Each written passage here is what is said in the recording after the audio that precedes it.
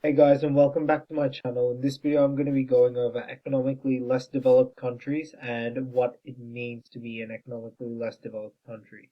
So I'm going to be going over the common characteristics in these countries. So starting off, one of the most common identifying characteristics of an economically less developed country is that they have low levels of GDP or GNI per capita.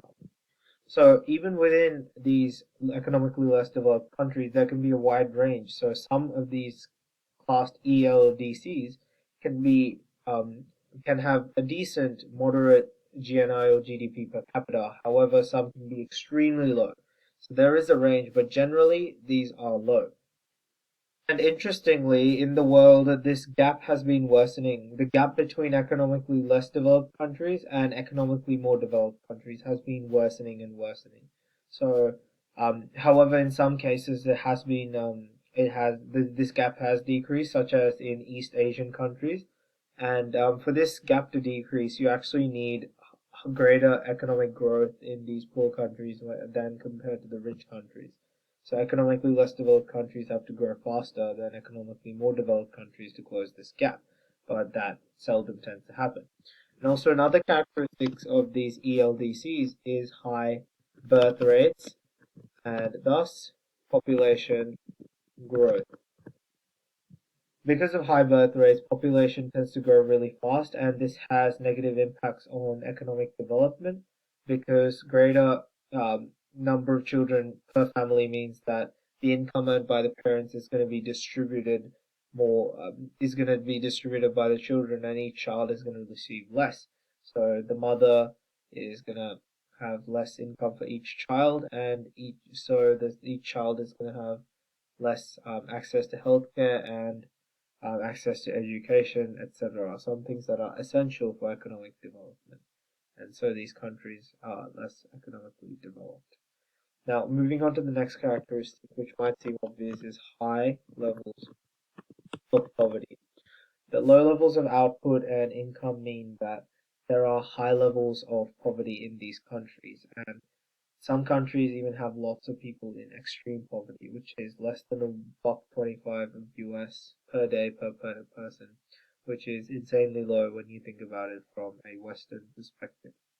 Another characteristic of economically less developed countries. Now, you got to think about the characteristics of development in economics. So you have the health and education sector. So low levels of health and low levels of education. These factors all tend to link together because lower GDP or GNI per capita leads to high levels of poverty, and with high levels of poverty, there's less access to healthcare services because they're relatively more expensive, and also lower access to education, so education levels are lower. Both of these are bad for economically less developed countries because they decrease worker productivity or human capital, which then makes it even harder for these ELDCs to close the gap with EMDCs. Another factor we need to consider is large income inequality, which we discussed previously as a barrier to economic development. So most of these factors further hinder these countries' ability to become more developed and close the gap between economically developed countries.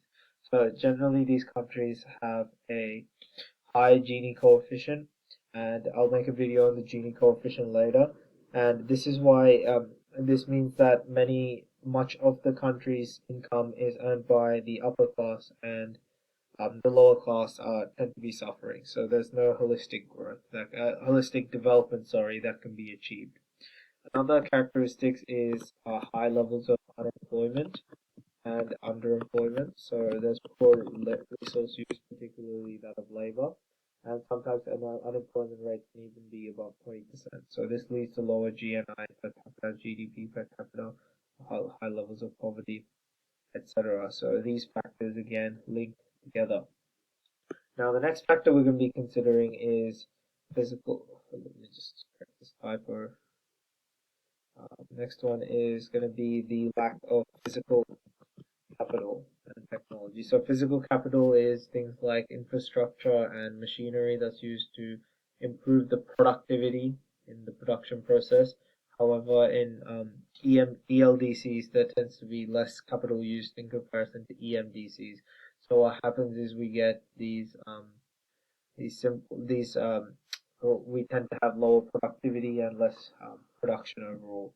So it's hard for these countries to grow or have high GDP, and thus it makes countries stay in poverty longer and become less likely to develop in general.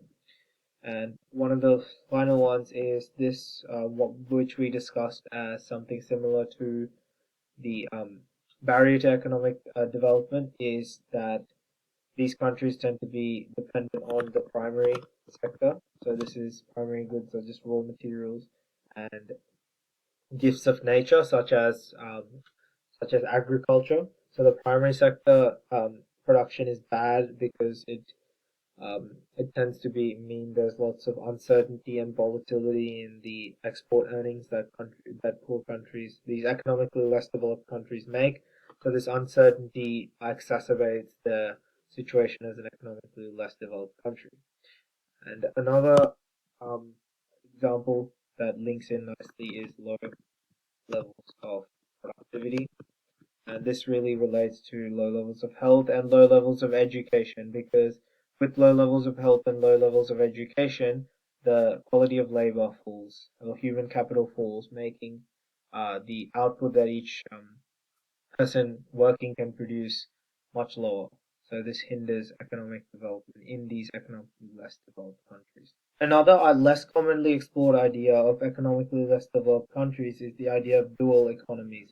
So this describes how side by side there are quite contrasting economies. So there's one such example is the notion of the formal versus informal economy. So the formal economy involves registered activities that are regulated by government, and informal, by the same token, goes as unregistered and unregulated. So this is quite bad in a dual economy because unregistered and unregulated activity exacerbates and um, makes it more difficult for the government to actually plan out activities and achieve its macroeconomic objectives.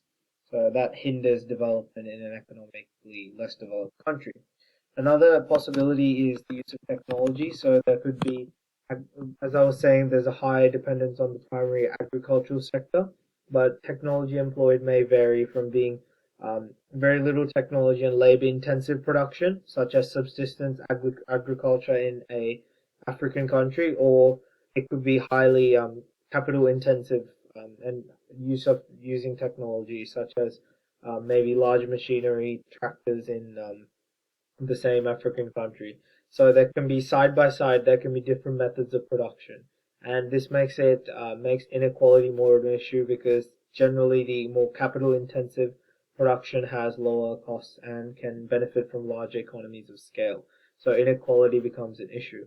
Also, there are very rich and very poor people and very educated and non-educated people, or sometimes illiterate even.